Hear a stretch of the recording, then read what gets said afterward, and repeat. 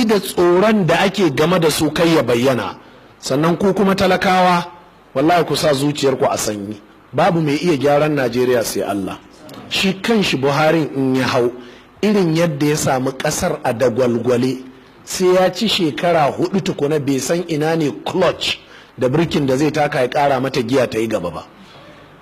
Kadan komi ba saboda rudanin tattali da siyasa da addini da zamantakewa da halaye da kasar take ciki. Amma mu abin da muke fata shine mutane irinsu in sun hau za su hana barna ta ci gaba. To matukar aka samu barna aka tsai da ita daga inda aka same ta, to in Allah ya so an sanya dan ba dangane da gyara, ana sa rai gyara zai biyo baya.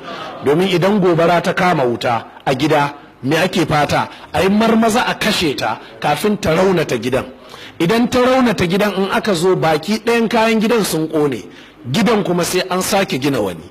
Idan ku iya abin da ta ci in aka tashi gyaran da za a yi kaɗan ne daga inda ta tsaya.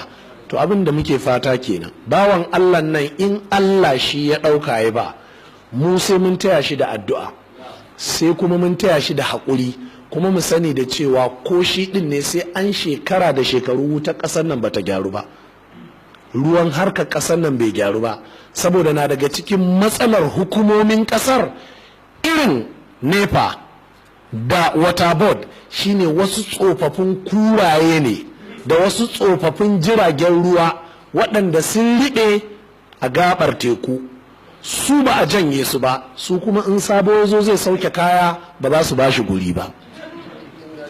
To kaga ba a daɗe ba a sauke kaya ba. Saboda haka ya kamata mutanen ƙasar nan su faɗaka. Babu shakka hukumar nepa tana cike da wasu tsofaffin kuraye ne waɗanda jiya yau duk sanda aka zo su ɗin ne suna nan.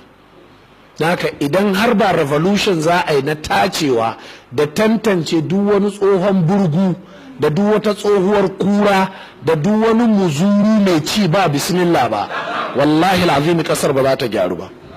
Saboda haka al'ummar mu kusan haka, dan kada gobe ku dawo kuna zargin mu cewa ai su malam ne suka ce mu zaɓi suwa ne, ga sanan mun zaɓe su har yanzu ba su tsina na komai da komai ba. To sa'an nan su kuma 'yan takarar da suka dogara da wasu matasa waɗanda za su ainihin yi musu satar akwati, abin da nake cewa waɗannan matasan kai canku kuma ƙalubalenku, me yasa wannan ɗan takarar bai ɗibo ƙannan shi da 'ya'yan shi ya saka a cikin ku ba? Me yasa ranar zaɓe yake kwashe 'ya'yan shi da matan shi su bar anguwar?